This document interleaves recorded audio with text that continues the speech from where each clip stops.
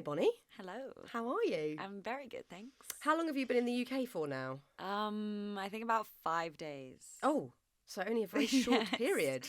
Yes. Still jet lagged? Kind of. I'm usually a real morning person, so I struggle when I'm not awake first thing, and this morning I was very slow.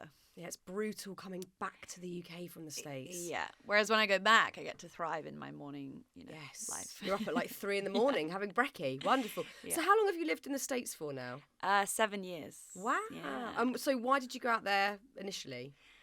Who knows? It's a good question. I guess I guess I wanted another adventure of a new city, just because I was so ingrained in my life and everything being quite similar.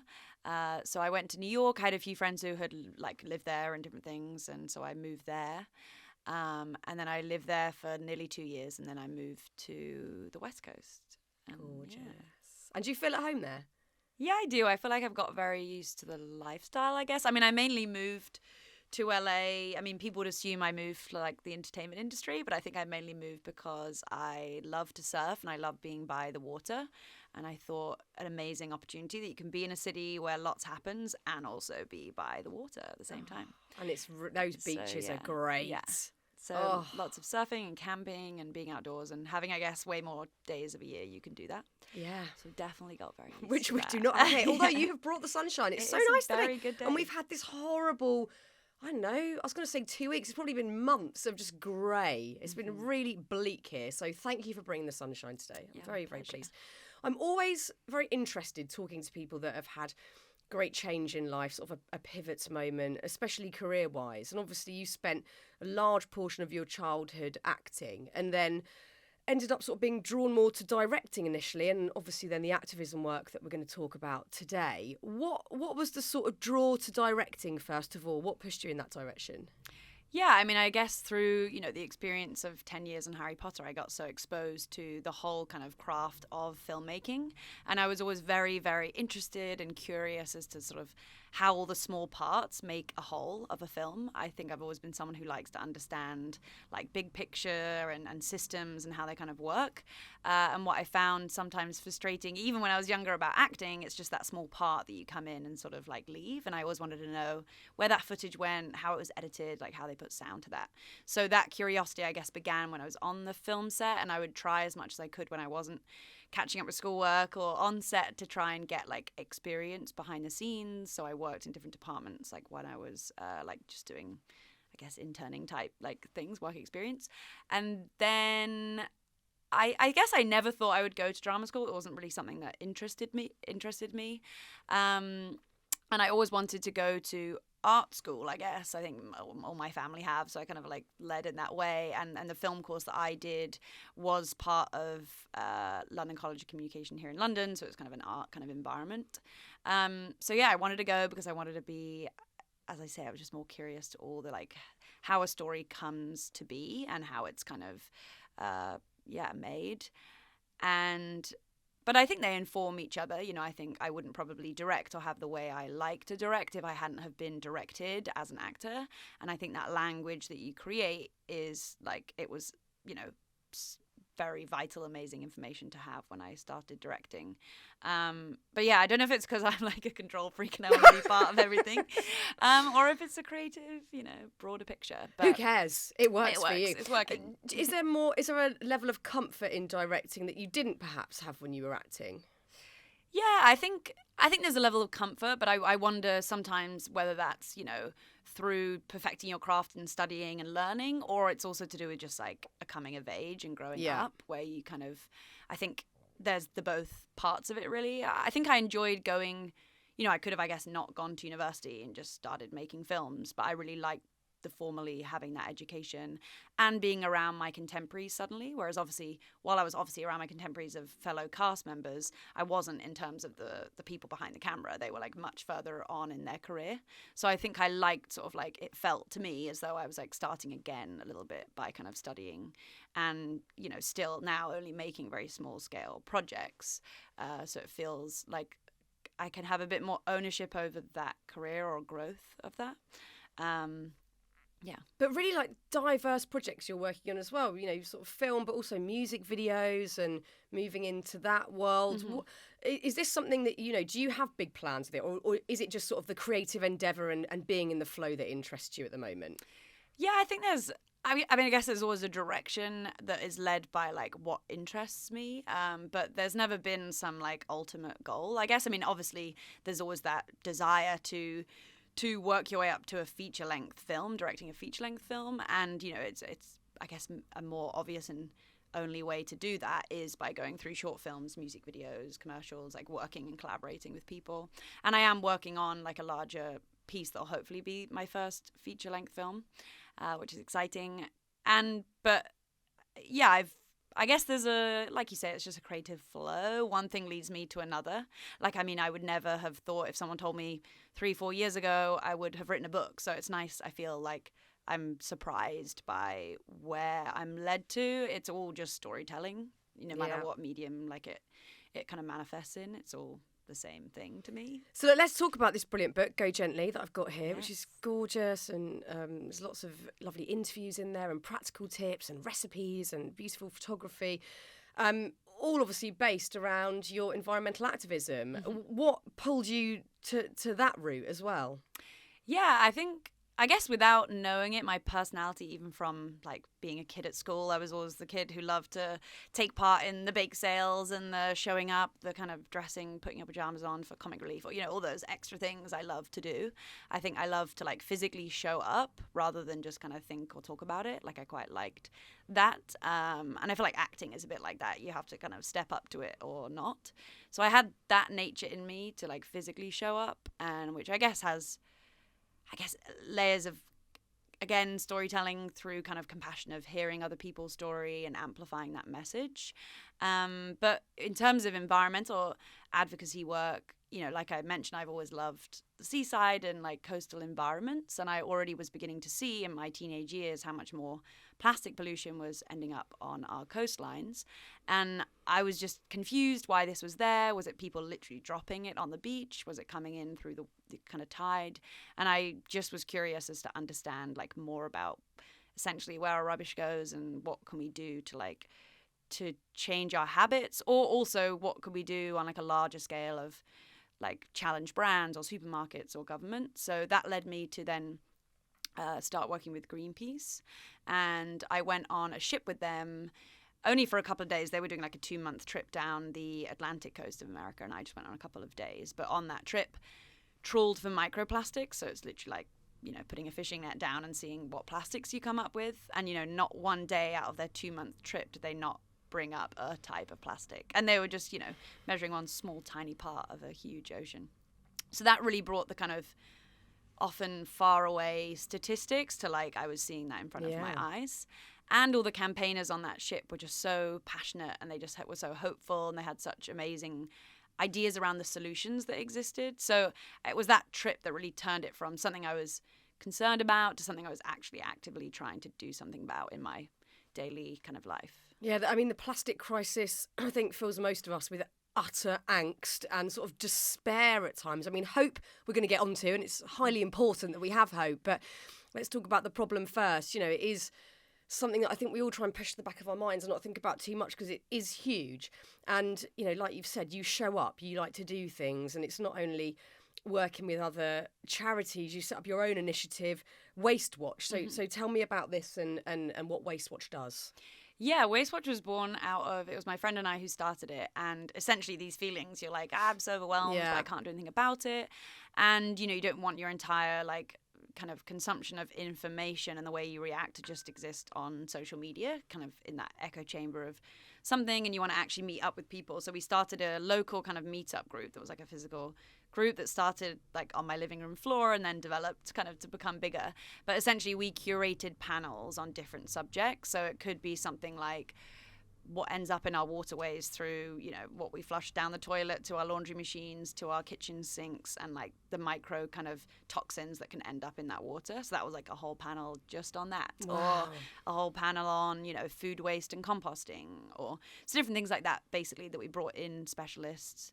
had a dialogue and then maybe just left it open to the audience in our group. And then our idea at the end of each meeting, we'd kind of like all would commit to, you know, 1 or 2 actions that we were going to try and do in our lives based on what we had learnt at that event. That's incredible. Yeah. That's such a brilliant way of doing it, because again, like, your storytelling is threaded throughout that you're sat sort of communicating with other people that share an interest with you, but it doesn't stop there. There's the practical bit afterwards. And what I'm really interested in is, you know, through that process of you all discussing these subjects and learning from each other or statistics, wherever you've got your information from, you then go off and try. And I think there's this expectation we have of ourselves that it then has to be perfect, that we have to be nailing it and we are as environmentally friendly as possible, which sort of dead ends the process instantly. We feel sort of overwhelmed, like I can't make all those changes. And we talked to the guys from Earthrise about this, a similar subject of giving it a try, making small incremental changes rather than you need to just change your whole life overnight and become this perfect green human, which is a big ask for anyone. Yeah, I mean, I really, you know, say that in the introduction of my book, that it's kind of a celebration of imperfect and in-process action. And I think we have been so... I mean, I think there's many things. There's like what we've seen as stereotypical, maybe sort of ideas of people. And we have to, like, if we're not that perfect activism or the person who is with the microphone at the front of the stage, there's so many other roles that you don't maybe need to use your voice loudly, but you could be using a skill or something. There's so many different ways to become part of the movement that fits people's identities, personalities, what they have access to, you know, everything. So, and I think if we do get too caught up on doing everything perfectly, and, you know, if we start something now, we can never go back on that. You know, it essentially brings in ego to the dialogue, which is just not needed, and it's distracting, and it can cause people to feel also quite scared about giving it a go, because their fear is that, you know, they're not going to be worth it or they're not enough in that space. And I think that's like the most damaging thing that you can present in a movement, because you need everyone to show up. Yeah, I mean, it's interesting you brought ego into the picture, because it seems, you know, the human ego results in all of our problems, like all global problems start at the place of ego. Yeah. And in the opening paragraph to the book, Go Gently, you write, humans disproportionately affect all other species. And although that's, you know, an obvious statement we all understand, we don't ever think about that. We don't go, oh my God, we are so arrogant in our position that we believe we hold in this universe, that we're walking around able to do whatever we want, take whatever we want. Animals don't have that power or right. Plants and trees are even further down in the hierarchy.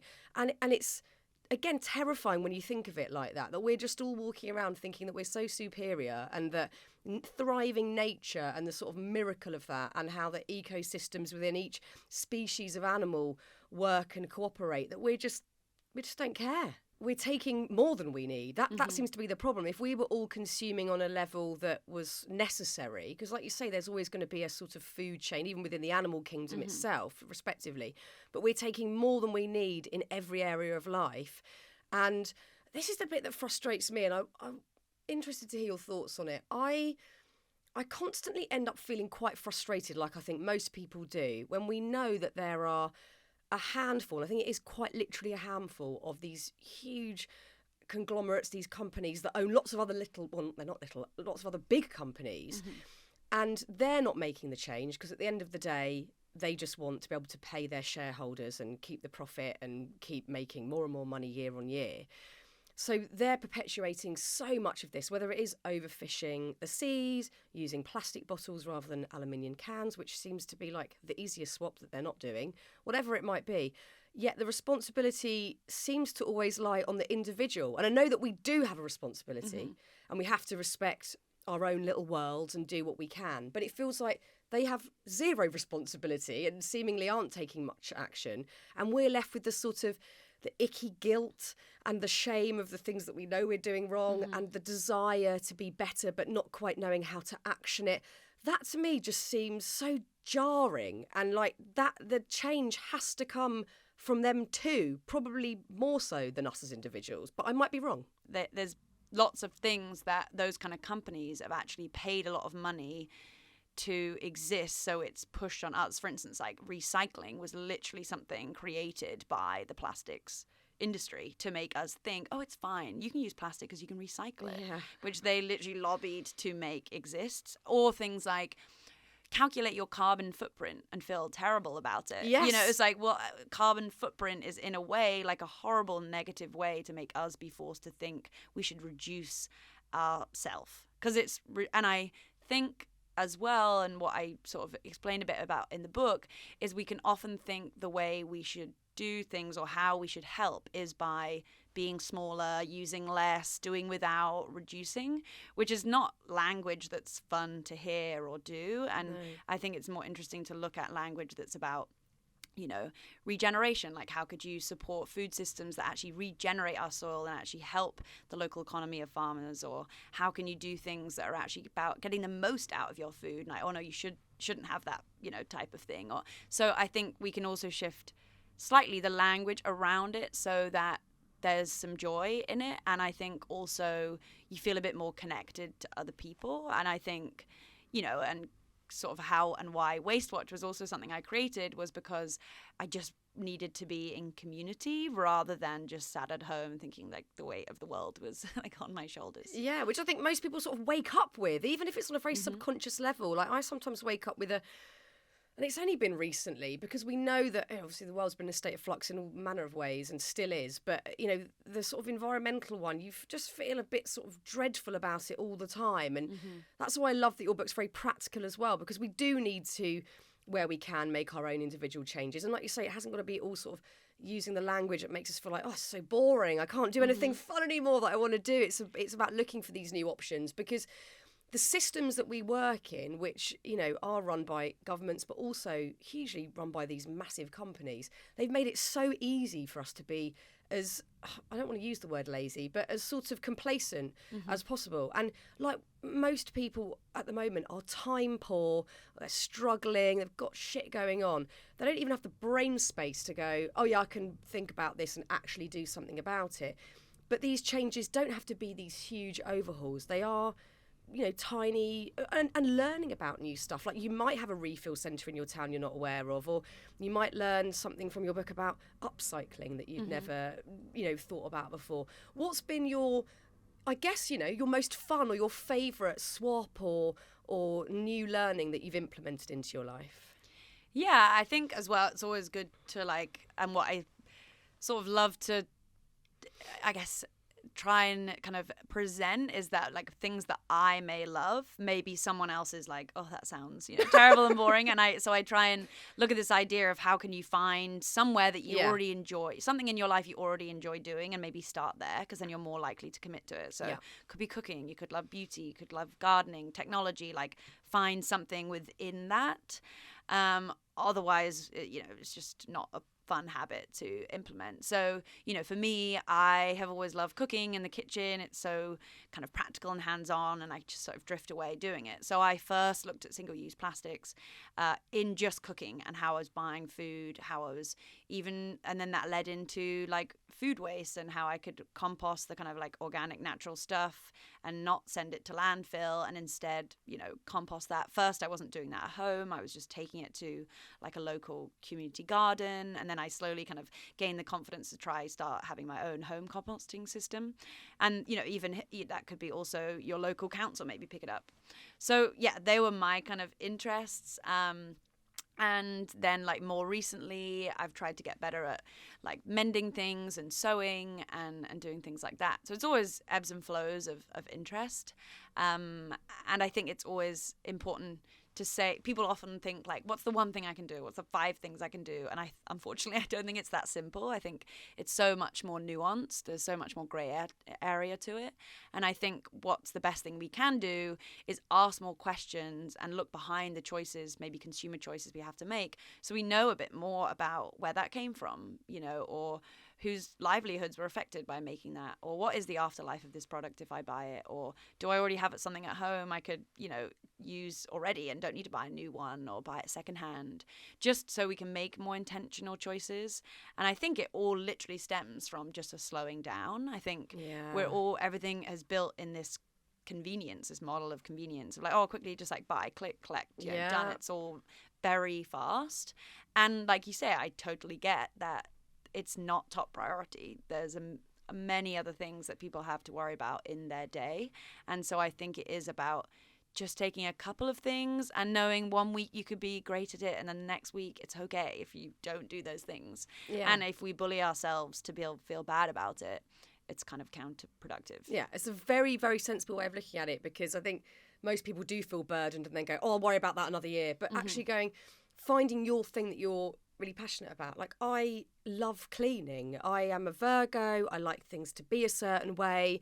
I can't start work until I've made the kitchen counter really clean and crumb free from all the kids' breakfasts and whatnot. And I found 2 really good companies. One is called Neat, with a full stop at the end, and one's called Spruce, I think it is. And they're both just refill cleaning products. They will send you like 1 bottle for life. One of them's aluminium, one of them is plastic, but you're going to have it forever. And you just buy, one of them is like a sachet and one of them is a small glass bottle of liquid. It works out cheaper. They last way longer. They smell amazing. And it's like, oh, I've made a change there. And it wasn't this awful, drastic, having to like have chickens in my garden and my own vegetables growing sort of thing. Like, I'll get there. But this felt like a really good step. And I think it's so important to look at that passion. And there's a term, I've had to write it down because I can't remember the name of it, that you write about in the book, a Japanese term, ikigai. Oh, yeah. Is that correct? Yeah. Ooh. A Japanese term, which is sort of looking at your set of values and when you wake up in the morning, what that meaning and that reason is. How has that helped you commit to making changes in this way of life, sort of thinking in that way? Yeah, I think I kind of use it for all other parts of my life too. I think, like you're saying, sometimes you can wake up with that feeling that you're stuck on like a, particular, or something you go to bed thinking about at night, like, oh, if only I could shift that, or I really worry about, our waterways, or I really worry about our trees, or whatever that could be. Like, I guess, be aware of like what thing you get kind of stuck or drawn to. And then it's really about obviously intersecting those things, kind of similar to how I was saying, like somewhere you actually, to find that purpose, like looking at, I guess, where you find joy, what you have to offer, like your skill sets, or just your personalities. Like knowing that you like cleaning is like helpful, because then you're like, okay, I'm going to start there because it's actually something I know I'm good at and I like to do. And I'm really good at it, by the way. Yes. Like, I'm super good at cleaning. I wish I had that skill, but we each have our own. And so, yeah, essentially looking at these kind of things to find that sweet spot of purpose is essentially what that, the reason you get up in the morning type idea. And I think it's literally the kind of thing I feel like you sometimes think when you're at a crossroad in your career or a relationship or work. You think about those kind of pros and cons, or do I really like this? Am I the right person for this job? Or like, what is my purpose in my job? I think it's similar, I think, to that kind of those crossroads you get when you need connection. And in the book, there's like an illustration essentially that finds that kind of and asks you a couple of questions. And it definitely helped me through the book when some things are a bit difficult to explain. The illustrations were a nice way to communicate it. So yeah, I think it's essentially, what you're good at, what the world needs essentially, and where you find joy, and finding that kind of central kind of sweet spot of purpose. Well, let's talk about hope then, because we do need to get onto hope as well. And I will name drop because I love name dropping this one, but when we had Dr. Jane Goodall on, which was an amazing opportunity, the whole thing was about hope. That's all she wanted to talk about. It was a really interesting chat to hear her sort of take on everything. And hope is probably the most important thing. Otherwise, we won't even bother. We won't do the action bit. And most of the experts that you speak to in the book, one that I noted down, Leah Thomas, talk specifically about hope. And a lot of that living within the younger generations, people that are already having super diverse and interesting conversations about religion, race, sexuality, gender, and the environment in ways that perhaps other generations en masse haven't. So we need to also look to young people and go, right, what's the conversation here? What's going on? What are they doing? And take advice in that way as well. Yeah, and like you say, it's young people, and then as you had that conversation with Dr. Jane Goodall, it's intergenerational, right? It's looking to her wisdom as well. And I think that's what's that intersectionality of this issue, which is what, Leah Thomas, who you mentioned, has written a whole book on.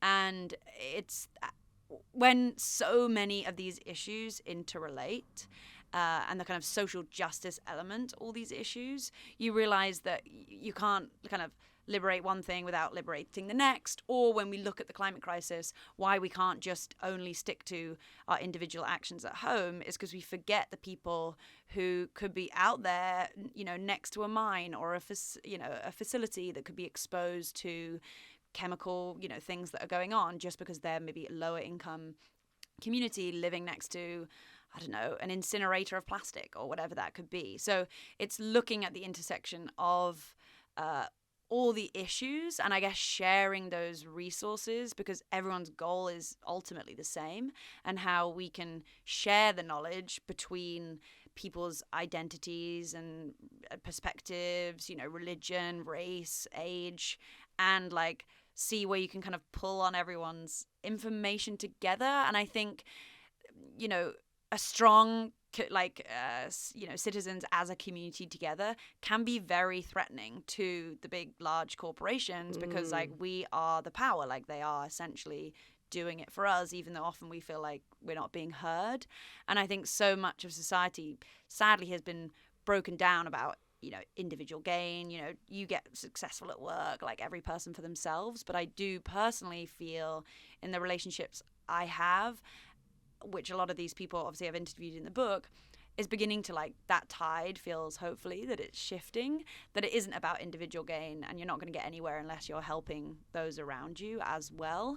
And that gives me hope, just how much compassion there is in this, and how willing people are to like listen to other people, and how that old model even of like charities and aid like doesn't work, because you can't just guess what a community needs and drop it off on their doorstep. You actually have to sit down and talk to people to understand their life and be like, what would be helpful for you, and then try and give that. So I think that is kind of what that intersectional approach is about, not kind of assuming that everyone needs the same thing, can do the same thing, and we each have very unique kind of lives, I guess, and to kind of answer to. And we need to really take heed of Indigenous peoples, which, obviously there's been thousands of years of suppression, sadly, in that area in every way, which is one of the most disastrous things. And I don't think any of us look at that enough, that they, implicitly know how to look after the land. It is ingrained in their culture and in their ancestry. And it is the most important thing to them, that the land is worshipped and looked after. And the wisdom, the storytelling has been suppressed for years and years. But, these are the communities we need to be listening to. These are the people that understand what's going on and how the biodiversity works in areas more than anyone. And it feels like there's been a slight shift in that way, but still not enough. Yeah, I mean, I think people even having that dialogue. I mean, for us growing up at school, the reality of our colonial British nature, we were not taught that. We kind of went and pillaged and took all the resources and claimed it as our, country, commonwealth, whatever that may be. So there's a massive unlearning that is happening, which is great. And then it's like, okay, how do you relearn newer ways to be that include Indigenous knowledge and relationship that they have to the land, which is because, that was always there. Obviously, it's been suppressed.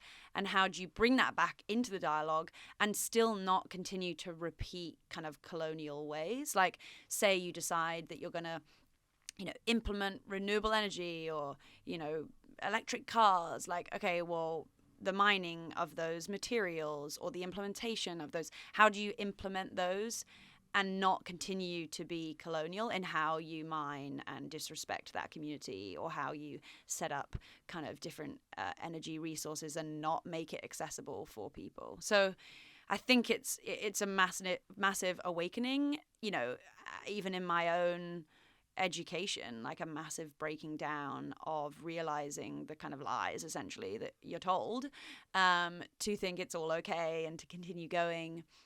And I've just had amazing privilege of having conversations with people who kind of sit in that knowledge. And I think it's so kind of like calming and simple and true, their relationship to it, kind of, as I was saying, that idea, that romanticism maybe we've been given, that we have to go journey to nature into a forest and not realize we're part of it, and that connectivity they have is so just part of their, you know, relationship to each other, and it's so incredible and inspiring to be around and to realize we can easily get back there. You know, it is like that, the hope in that I have found in those dialogues is really interesting. And, you know, for me now residing in, you know, what is now, you know, settler United States, knowing whose land I'm on, knowing the nations of, you know, where I live, whether that was like the Tongva native First Peoples of LA, or now I live down in the Kumeyaay lands of native people, they were the First Nations of that area. So just like those, even just awareness is like a first amazing kind of step, and how much more raw it feels living there when that is still, you know, a reality. Whereas obviously here we kind of left and went to land. It's not maybe as much of a living experience that you have here. So it has been very interesting, like being much more exposed to that in everyday life. Yeah, it still seems that so many Indigenous communities are having to fight for, you know, the land and the rights they've had for thousands of years in their ancestry. There's this documentary I watched, I wish I could remember the name of it, and it was all based around the Grand Canyon and the indigenous peoples of certain areas along the Grand Canyon, and this development company that were trying to come in to build this sort of like weird tourist like ledge with restaurants and shopping areas, and obviously like even the sort of local people who are living alongside the indigenous peoples were like, you obviously can't do this. Yeah. But they were so, you know, like distraught, highly stressed, having to fight for it. And it's like, this is so messed up. Like that's just, again, the easy route of money overpowering wisdom and like what's real and what's meant to be there. And that still feels like a bit of a way off, I guess, that we really, you know, I'm talking individually, but more so with these big companies, there's respect there. Yeah, I mean, I think also it's just like, you know, when you think just about your own way to respect and listen to people as you would to anyone having a conversation and sharing their thoughts, and you just think, how are these people so unhuman that have zero compassion to literally listen to someone who, you know, that have their generations have lived there for thousands of years, or anywhere, you know, even, you know, things that can happen here and be, you know, developed through farming communities of generations and generations, and that they know will destroy the water that they take from to, you know, feed their kind of crops or whatever that may be. Like the absolute belief that they don't think there's any cause and effect, essentially, which is like the most simple basic thing you're taught as a child, that your actions have a cause and effect, and, you know, sometimes you need to, you know, learn from those, or it just blows my mind how unhuman it is, basically. And it feels like the higher in power people are, the more they're like that, because they can just dehumanize huge groups of people quite easily because they're getting a job done. Yeah, and I do think, you know, obviously when we look at government, we look at, you know, the CEOs, the whoever, that gatekeeperness of it all, in the idea that they are this kind of very antiquated sort of systems and you know, ideas that they work to, and you just hope, like, do we just have to sort of like wait till the people who actually have some compassion and humanism are going to get into those positions of power? Like, how do we merge what it feels like people feel and those positions? And I think sometimes when they're threatened, like their profit is threatened or their governance is threatened, they obviously can swing the other way and go, you know, even worse. So it's like, whether or not we go through these kind of cycles anyway when you look to history, but it is, I mean, Russell Brand is an expert in that one in terms of the guests he gets on his podcast. I'm always fascinated. It's always nice to give another podcast a shout out, but Under the Skin, I just think they're so good at unpicking all of those infrastructures and looking at, you know, the breakdown of that, hopefully, and what the newness might be, and again, like looking to hope as well, which is so important. So let's talk about greenwashing, because that, again, you cover really brilliantly in the book, and it's a really important thing for us to have an understanding of, because again, it's all made very easy for us. We can buy a product and go, oh, it says it's green on it, brilliant, I'm being a good citizen, or it might say eco, but these words don't hold that much truth, it seems, from reading your book. So how do we whittle down who's doing good work in these areas and who's just using the labelling and using the vernacular to kind of sell stuff? Yeah, I think greenwashing is hard. It's the most important thing is to think like your definition of something is not necessarily someone else's definition of something. I mean, even the word sustainable, I try really not to use as much as possible, because to actually genuinely call something sustainable is like a very big statement to make. Yeah. To actually make no impact or keep something sustained and have, is pretty impossible. Yeah. And I prefer to use terms of like a lower impact or lower waste, or because things can't really be totally, waste or energy, zero kind of thing. So I think with greenwashing, what's scary about it, obviously brands use it in even their packaging design, just by colouring things a certain colour, like a bottle of green. It's green. Perfect. Or language that's used. And I think it's a sad thing that's happening with language, throughout, that things are just being used in the wrong kind of way, that it strips them of their like power when they are genuinely good. And I feel sorry as well for people who are genuinely working to do great things that then get lost amongst the bigger brands that have more money to advertise. So I think, there's obviously different keywords that I sort of look at in the book, but I think the best thing is to really ask questions of a brand. If they're saying, sustainable t-shirt, sustainable, like, what's sustainable about it? Is it the way that cotton was grown, how it was harvested, like what are you doing about the soil, like how much water did you use to make that t-shirt, like what am I going to do with the t-shirt afterwards, like what was the living wage that you gave to the people working for this t-shirt. I think it's just all about seeking more transparency, I think, behind the statements. And I think if people don't and companies don't openly provide good information on their website or social media, it's going to be like, what are you kind of hiding? To me, that's how I sort of see it. If they haven't got some really good statements and actual assessments they can show you. And I think the best way to start is we all probably have a couple of brands we like buying from. Just start there. Start with like 2 brands that whether that's a supermarket or clothing or your face wash, whatever that could be. Like start with just a couple of important things that you use a lot. It seems like with shopping, the culture of shopping has changed so drastically. Like even in the last 20 years, because I remember, when I was growing up, I didn't have money to go into like any sort of fancy shop. So I got all of my clothes from Wembley Market. God knows where they came from, but it was like, that was how we shopped. And it wasn't very often. It was like a real treat. We'd go to Wembley Market with £10 and we'd hunt for like proper bargains and come back with a bag of utter crap that was, I now look back and absolutely cringe on. But now it's like shopping is just a daily endeavour if you want it to be. It's like you see something on Instagram, you click on it, you buy it, the next thing it's there probably the same day. And, it's not even, back in the day with more high-end fashion, it was all based on seasons and it was always a little bit ahead of what would happen. Now it's like you're just buying what you're seeing other people wearing online the whole time. And even with supermarkets, because if we go back even further to look at how people would buy food, usually very locally, if we're sort of talking about the turn of not this century, the one before, but around, I guess sort of the 40s, the 50s, my grandparents would still go and you would buy your meat from a butcher, your fish from a fishmonger. Then you would go to a grocery store to buy your vegetables and your fruit, and then the baker for the bread. And it was this sort of high street experience where you went to all of your local shops and you supported them. And you then did have a better understanding of where they were getting their produce from and how they were doing it. And you could have an actual conversation with that person. But I don't know anyone that shops like that anymore, who's going to a butcher or a fishmonger or even to a baker to get their bread. It's like you go online, you order it online, or you go to your local big supermarket and everything you could possibly imagine is in one place. So again, it feels like we have to go a bit against the grain to get back to a place of doing it like our, ancestors did, our grandparents did.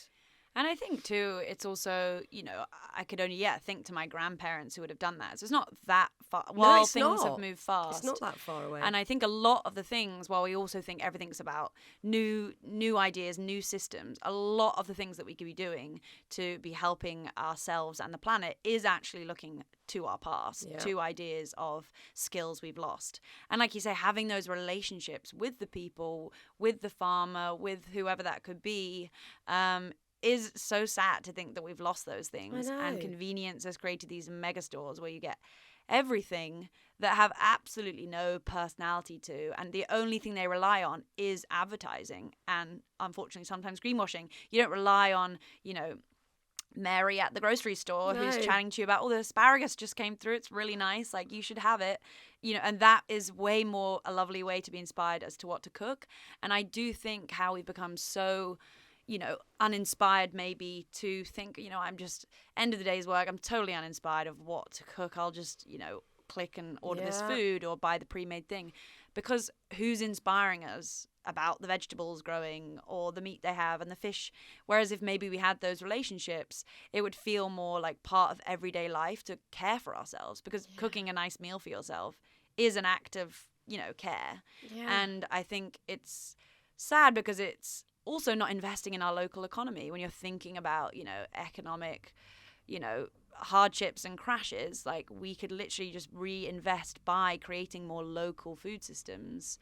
And also just think you could go to a vegetable section of a supermarket now and buy, I don't know, some green bean from Peru. Like that has come on a plane all the way here, but we aren't even taught to think to look where's its origin. Yeah, I know. Whereas like getting excited that strawberries are in from Britain right now, like that's the beginning of summer, like, and how that creates this like beautiful way that every day doesn't feel the same, which I can kind of feel like to me half the time in the way we're living. And it creates this excitement, you know. And then at the end of the season, like, oh, I'm not going to have tomatoes till next summer. Or all those things that seem like a luxury now, because they are in a way, you know, a luxury. Like you say, not many people have the time to go to 4 different shops on the high street to get their food. So it's like, how do we create care which doesn't need to be only led by ourselves, which I think is up to governments, really. How do you create more community care so people have time to do those things? Because it shouldn't be up to us to like, okay, I'm going to carve out you know, an hour I don't have in the morning to write a shopping list or whatever. It feels like it's all down to us so often. But I know, you know, this is why I love the work that Holly Tucker does in this country with supporting small local businesses, because it is so important. That's her absolute passion. That's all she does. I live on the outskirts of a town, so we've got like a tiny street just when you walk out my house to the left, which isn't classed as sort of part of the town. It's its own little, almost little village, and we have luckily got a handful of independent shops that everybody in the area would rather get their bread from our bakery there, thank God, which is amazing bread. And we've got a really lovely Sardinian shop, which is just along from there, where we know the owner really well, Martina. She's absolutely amazing, and she has loads of beautiful coffee and things that she, again, is knowledgeable about and knows where they've come from and how they've got there.